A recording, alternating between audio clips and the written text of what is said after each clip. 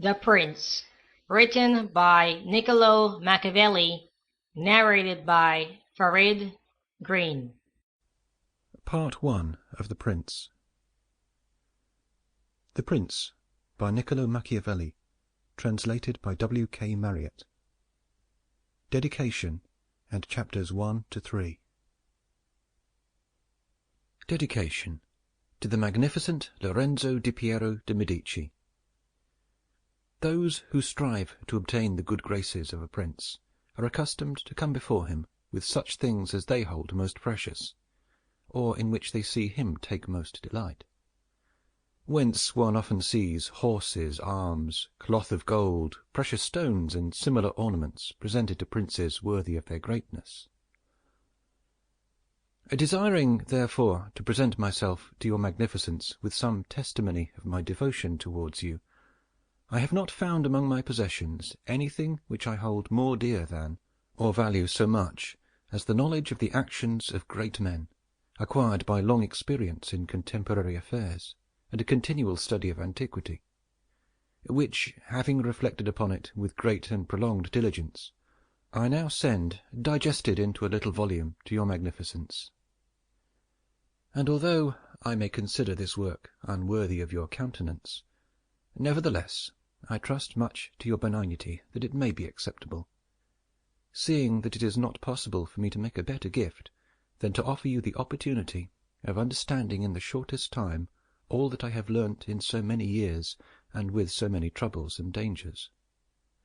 Which work I have not embellished with swelling or magnificent words, nor stuffed with rounded periods, nor with any extrinsic allurements or adornments whatever, with which so many are accustomed to embellish their works.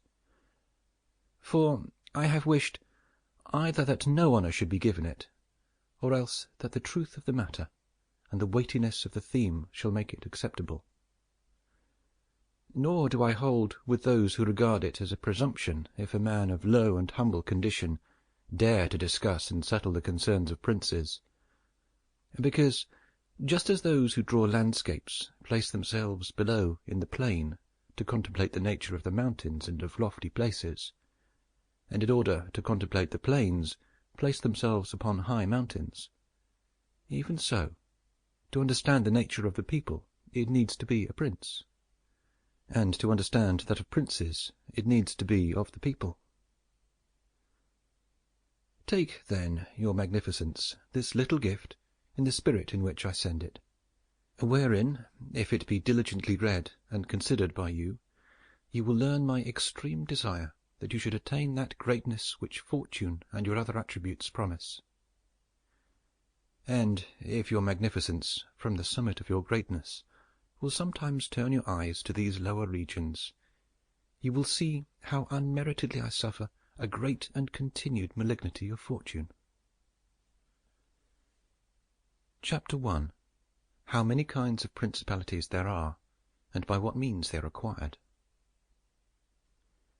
All states, all powers that have held and hold rule over men, have been and are either republics or principalities. Principalities are either hereditary, in which the family has been long established, or they are new. The new are either entirely new, as was Milan to Francesco Sforza, or they are, as it were, members annexed to the hereditary state of the prince who has acquired them, as was the kingdom of Naples to that of the King of Spain.